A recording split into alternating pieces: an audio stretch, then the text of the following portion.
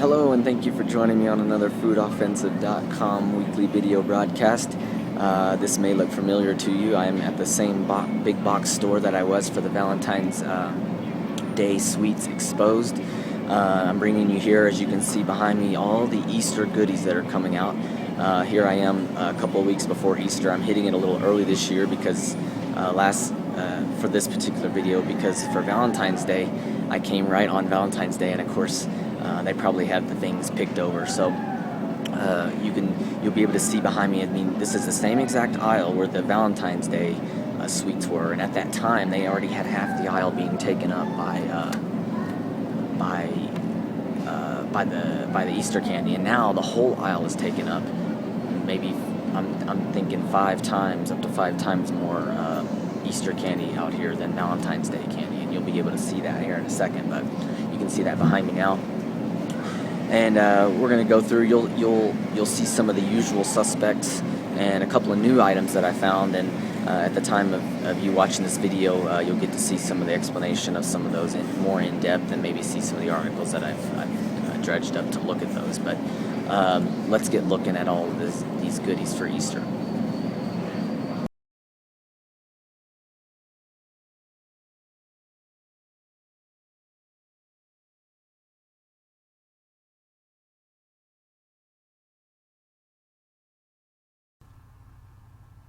Of course, one of the first candy we have to look at is Peeps, the traditional, what everyone thinks of when they think of Easter candy is Peeps, of course. You can see in this one, it has corn syrup, which is most likely using GMO corn. We've looked at GMO corn in other episodes. Potassium sorbate as a preservative. This means that they can make these 6 months out and then leave them on the shelves for even longer, and they still be good to eat. Probably not good for you, but edible, I guess I should say. And then that natural flavoring, both artificial and natural flavors can be made by flavorists in a laboratory. They blend natural chemicals and synthetic chemicals to create those flavors, so who knows what's in those.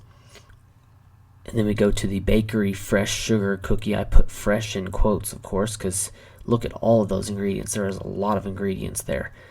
You can see the high fructose corn syrup that's been proven to be contaminated with mercury. It's created using a toxic chemical catalyst. It can burn a hole in your stomach even, not to mention GMO corn, and high fructose corn syrup is in everything.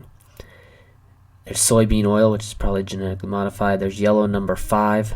It's a coal tar derivative, tetrazine. It's also found in Mountain Dew, but it's only $1. Well, that's the cheapest death you can get, I guess. And on to the chocolate foil balls, another cheap item, but a traditional item that we've all grown up seeing and eating. There's, of course, vanillin in it, the artificial flavor. I mean, what really is the artificial flavor? What is that? Soy lecithin, of course. We'll see that repeated over and over. Now, this is a new one to me, this candy here. It's an edible basket fillers. It's kind of looks like the grass, but this one you can actually eat. Not too bad looking when you're looking at the ingredients, but then bingo, you see that aspartame. Aspartame, of course, has over 92 different health side effects associated with it, with the consumption of it. Blindness, tinnitus, seizures, palpitations, nausea, birth defects, chronic fatigue syndrome, goes on and on and on. That's been shown over and over to be absolutely horrible for you, and it's in Diet Coke products and other diet products.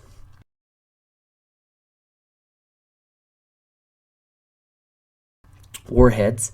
There's lots of candy you see here it's year-round candy all year, but they've marketed it for Easter.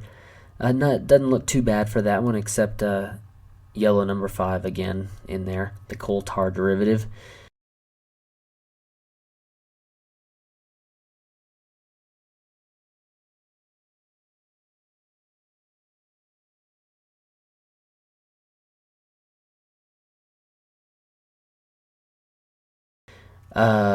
On to the Reese's white peanut butter cups. It's got a TBHQ in it. That's a preservative you can see there. It derives its origin from butane, of all things.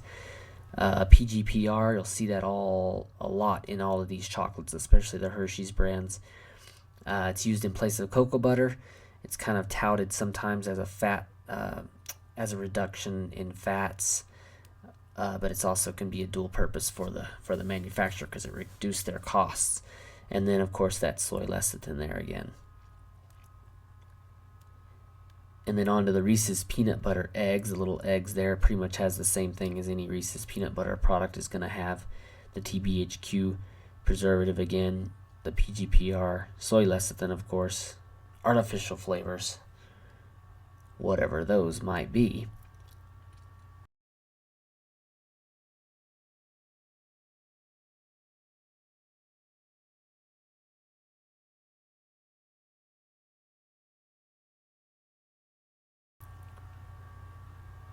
And a huge traditional chocolate bunny, you know, those big things that are usually hollow but they're real big. They have a nice little effect, you know, nice and big. The kid would get that, they would love that.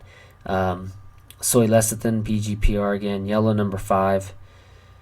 I like the way that the one thing they point out there in the ingredients that, quote, the ribbon is not edible. Well, I'm glad they pointed that out, but is anything on this bunny edible? You know, think about it. Look at all the stuff that's in it.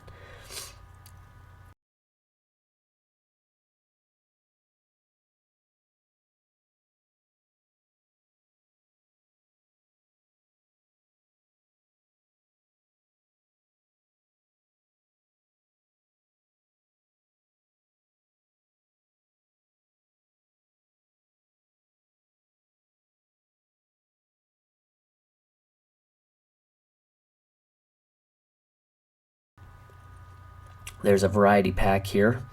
Of course, it's year-round candy marketed for Easter. This is stuff that's here all year. So what I say here can go for a lot of this all year when you're trying to eat this stuff.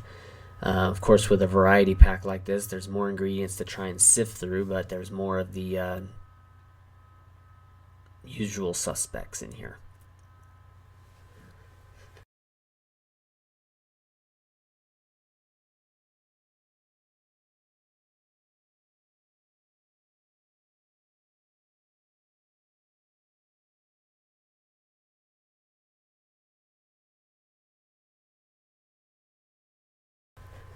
And then there's the Snickers bars, the mini Snickers bars. I like it point out there. Look at it. It says, "Bring the spring feeling home." I mean, what? What is that? Of course, same old stuff in there as well.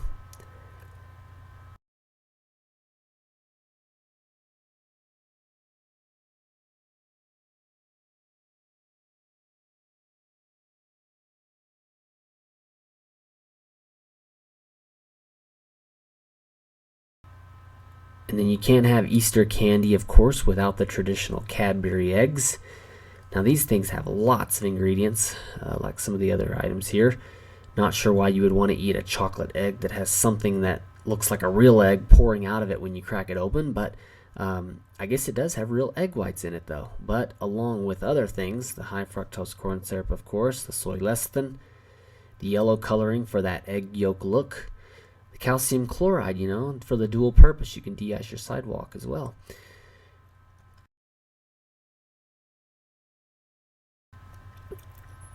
And the mini Cadbury eggs, just about the same things in there. Of course, there's a double dose of corn syrup, meaning there's, you know, both kinds in there. There's regular corn syrup, and then there's high fructose corn syrup.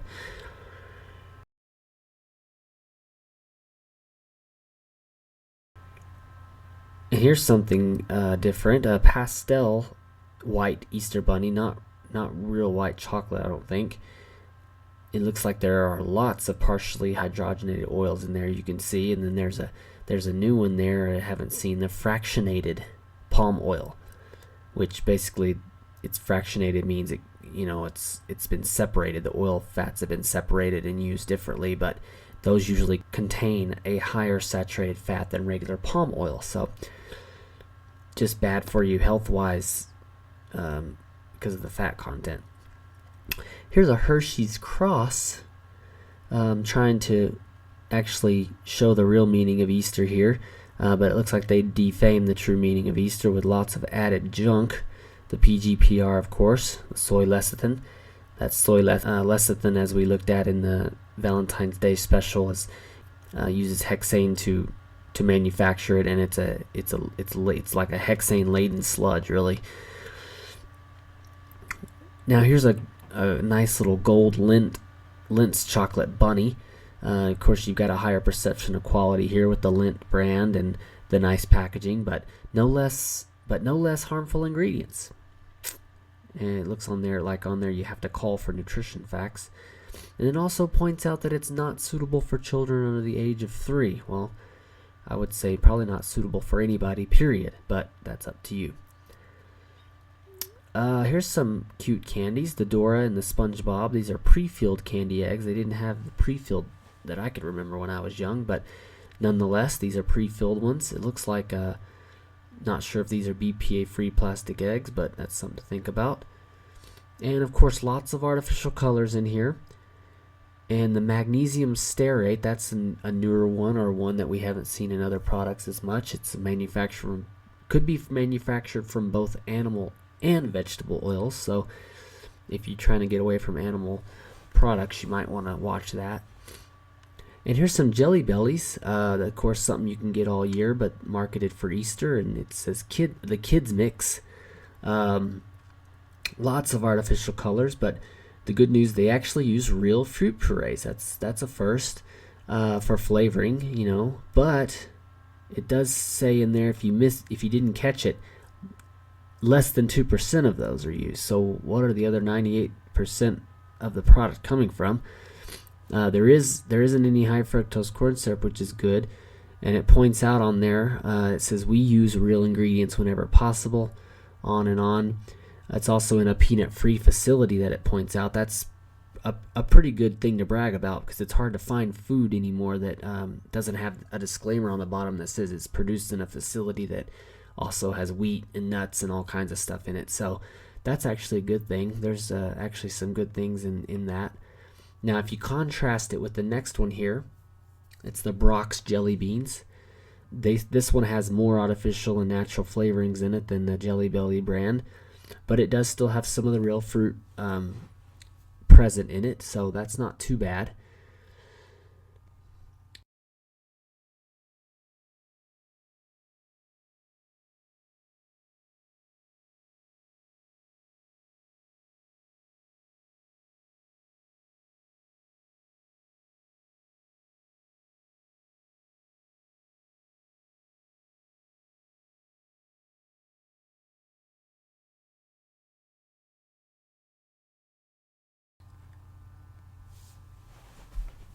Now, if you go on here, we're looking at all of this stuff. I mean, this is an overwhelming amount of Easter goods.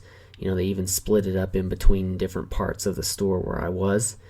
I didn't find any pre-made baskets here like I'd seen growing up, but lots of baskets and fillings to make your own. I mean, do these come out closer to Easter for the last-minute types, these pre-made baskets, or are more people making these themselves nowadays? I'm not sure, but I did hear a lady call in to Dave Ramsey's show the other day, and she was trying to get out of debt, asking if it was okay to spend her usual $75 per basket for her 10-year-old son and her 23-year-old daughter. Well, the 23-year-old can buy her own, but anyway, that's a lot of money, I think, to spend on one Easter basket, but to each their own. I want to look at also the food coloring here. There's a whole aisle dedicated to egg decorating and similar things. Of course, there are lots of chemicals as expected. There's the same ingredients found in the multiple different brands. They even point the ingredients out in Spanish as well. And you can look at my linked article for this video on food colorings, and you can actually use natural foods, real food, to color the eggs. So like using spinach to make them green, different colored berries, things like that, to actually have an all-around chemical-free Easter. Which, of course, if you want to have a chemical-free Easter, you might want to stay away from that candy aisle we were just on. So, but it seems unfathomable when you look around. Look at all these things. Look at all these Easter's products that are available, and that it's just a high level of marketing here. It seems unfathomable that when the economy is supposed to be so bad, that all these shelves will probably be empty on the day after Easter. If you just think about that, come to the same store and there won't be anything here. They'll move on to summer things, and they'll have swimming pool and toys and stuff in this area.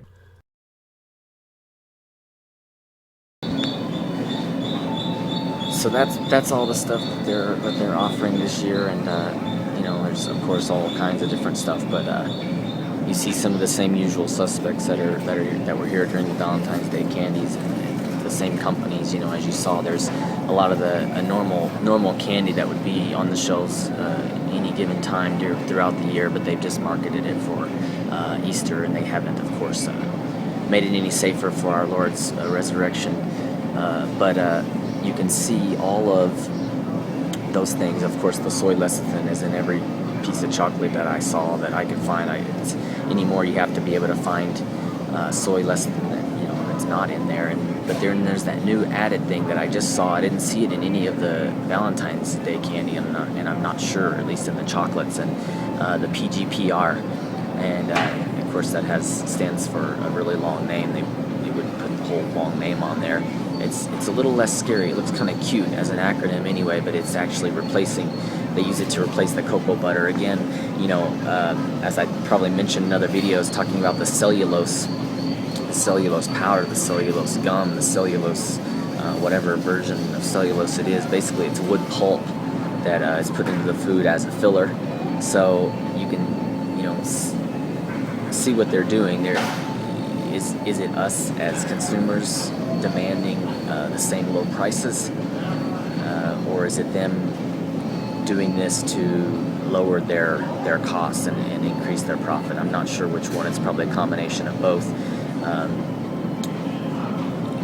They add more wax into chocolates, and then they try to, they could probably decrease the size of them in order to keep the price the same, and then they're using these fillers and these replacing things like cocoa butter with PGPR, which anytime you're replacing something that's supposed to be occurring naturally, obviously you run the risk of it being potentially hazardous to our health. And so that's what I'm trying to point out with this weekly video broadcast and all the foods that we eat, and not to ruin your holidays when I do these special reports surrounding certain holidays, but just to point out things that are in our food. And if you know about stuff, why would you continue to eat it?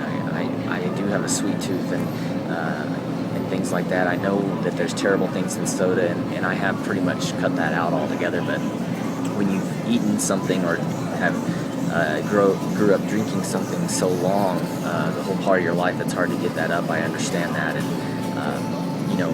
not to get off on a tangent, but when you're talking about maybe you're drinking a diet version of a soda to replace the sugars that are in a regular soda, in all actuality, you're probably worse off because of the aspartame that they use, the sucralose and the other artificial sugars that they try to use in those products, and so you're probably worse off. You're not getting, of course, the negative aspects of sugar, but you're getting the negative aspects of using artificial sweeteners. So, and you saw in that one candy, when I did the run through before I shot this, I didn't see the one cookie. I didn't even catch the aspartame in it, and I pointed out on another, I believe on the Super Bowl special, that I challenged you to go down when you're checking out where they have all the bubble gum and the different gums and the breath mints. I challenged you to find one that doesn't have aspartame in it, because they all do, and I'm sure there might be one here or there that doesn't, but it's hard to catch it. It's just kind of thrown in there with everything else. But as you saw, one of the candies here had aspartame. That's the only one I could find, but a little bonus goodie there that we could point out. And of course, that was one of the cheapest ones there, one of the cheapest looking and cheapest produced candies that were there, like the cookie that was pre-bagged, and you saw how long the list was. It's a cookie that's been made to sit on the shelves throughout the Easter season and beyond, or before, as they get it made. So you can see all that stuff, and so hopefully just pointing these things out before we give them to our kids, or put them in the Easter eggs for those Easter egg hunts, whether they be at church or whether they be at your school. You can find other things to put in there, and as a Christian, I obviously don't believe that the Easter Bunny is why we celebrate Easter anyway. So whenever you're doing Easter egg hunts in a church setting, especially, I suggest putting other things in there anyway. You could put candy, but also put verses in there and put things in there that would promote Easter in the way that we that it was intended to be celebrated. And all this other stuff is just another way for these companies to sell things and to market them, and to create a holiday around it and a buzz and a marketing thing, because this is really, Easter is pretty close to the second most candy purchased holiday, next to Halloween, of course. And so you can just imagine all the candy that's purchased in the Easter egg baskets, and the little plastic Easter eggs, no doubt probably contain BPA, and we'll be doing a special on BPA soon anyway, and you'll be able to know what that is and why it's not any good. It's actually really bad, but it's in so many of our products. So I just wanted to point this out, and I wanted to get it out quicker than I did the Valentine's Day, when I wanted to really get ahead of the game and show you. And I wanted to expose Girl Scout cookies this year, but I missed the selling season. I saw them at Walmart selling cookies, and I was like, I wonder what is in those cookies that they're selling. Nothing against them, but or even the organization, other than the possible fact that they are cuddled up with Planned Parenthood, but that's besides the point. I just wanted to get this out and get the word out on that, and talk about these Easter candy, the things that we always eat, the things that we always things we take for granted. We think, well, it's, if the USDA or the FDA has approved it to be on the shelves, that it's safe for us. Well, we know, after if you've watched any of my videos, that we looked at in ways that they're not. So whether it be because these companies are in our government, or they've lobbied our government in a way to allow them to allow these products, or whatever the case may be, whatever their agenda is, I'm not going to get into their agenda, but just the fact that it is what it is. They have to label the food. Of course, they can put vague terms like artificial flavors and natural flavors, and not really say what they are. The big article that's out, and a big buzz going on right now, is the whole